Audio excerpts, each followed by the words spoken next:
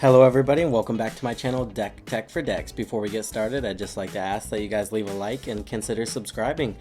The more subscribers I get, the better quality videos I can make for you. Now that that's out of the way, let's get into the video. We've got Mishra, Tamer of Mark Fawa. I think I said that right. If it doesn't sound, I definitely didn't. Alright, anyway, moving on. This guy looks insane, right? For me, I immediately saw him and was like, okay, so let's fill our graveyard with huge artifacts using some wheel effects and some discard effects. Let's bring them back and let's deal damage with some fling effects. Maybe throw in a Terror of the Peaks. That way they enter the battlefield, get damage from the ETB, leave the battlefield, get damage from the Thud, and they do combat damage somewhere in between there. This seems pretty broken, honestly, because some of these guys are pretty big. So let's get into those big guys, right? Alright, I have appropriately named this section of the video Thick Boys, because we've got Warm Coil Engine. This guy's going to do 6 damage out of the graveyard, and after you sacrifice him, he's going to do an additional 6. Assuming we have a Warstorm Surge or Terror of the Peaks into the battlefield, right? That's what I'm going to make the assumption of with all of these, because that's going to be the goal of the deck. Also, we're going to be trying to fling them. If not, our commander does work as a sack outlet, which is kind of broken, because it also gives that ward ability. So that's another reason I think this guy's really good, because some commanders have this ability, but they're missing the sack outlet, you know what I mean? This guy's got it all. Phyrexian Tritiform, this is just Worm Coil Engine on steroids. This is going to do 18 damage just from the ETBs alone, assuming we have Warstorm Surge on the battlefield. Triptylament Titan. Butchered that, but this guy's also going to do 18 damage, which is going to be pretty insane.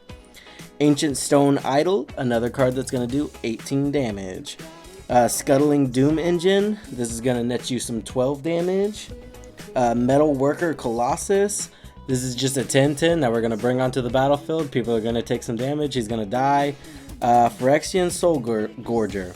This one, we don't really care that we have to sacrifice him, we just want the ETB, we want the damage. As soon as he dies, we're good to go.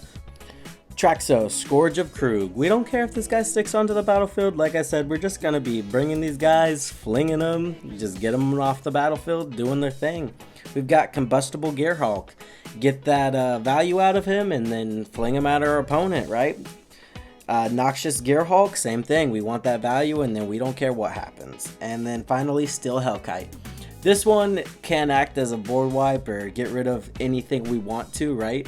So this guy, we might want him to stick around a little longer. But if not, again, he's a 5/5 that's going to enter the battlefield, do some damage. He's got evasion, so maybe that'll work out.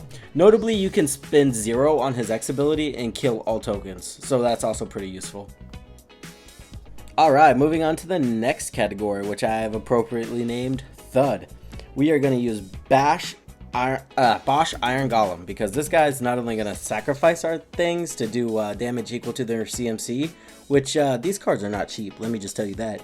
And he's also a big body himself, so he's perfect in the deck.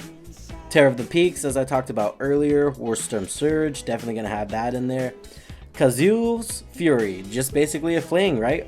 Attack to a land, so if you draw it early, you can use it for that.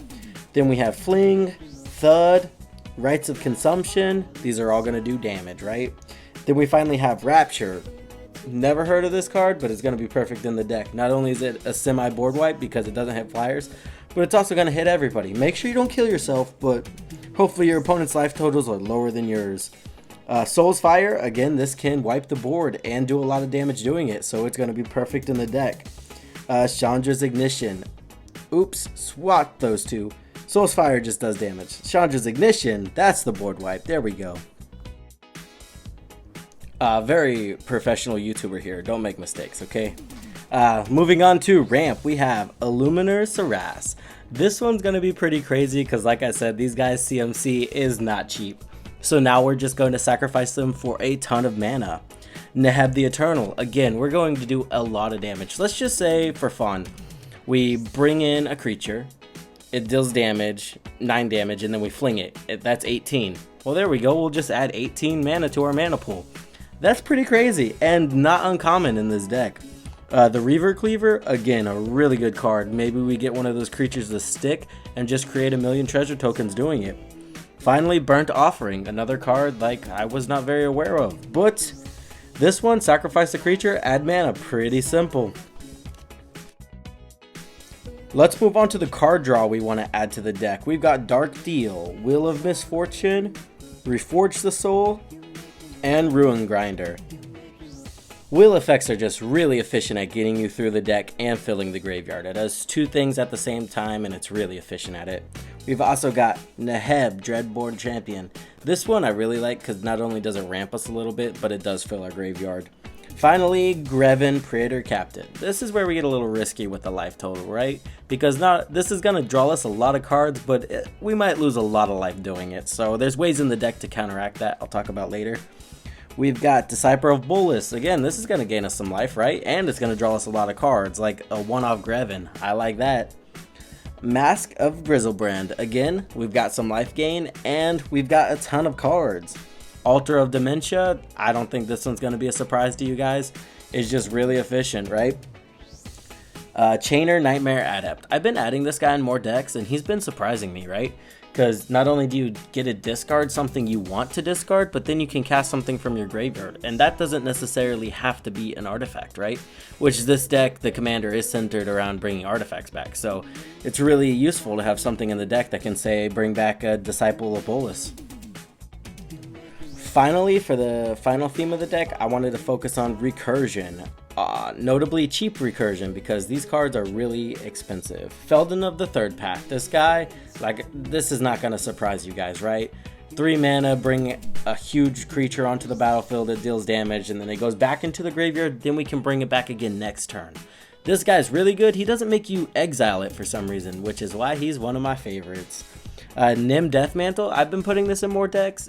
At first, I think it was not that great because of the 4 mana, but keeping 4 mana open just to keep your best creature on the battlefield is pretty good. But in this deck, we're just going to be, flinging it and bringing it back. Resurrection Orb. It's like Nim Deathmantle, but you pay the 4 mana up front, so I'm all about that.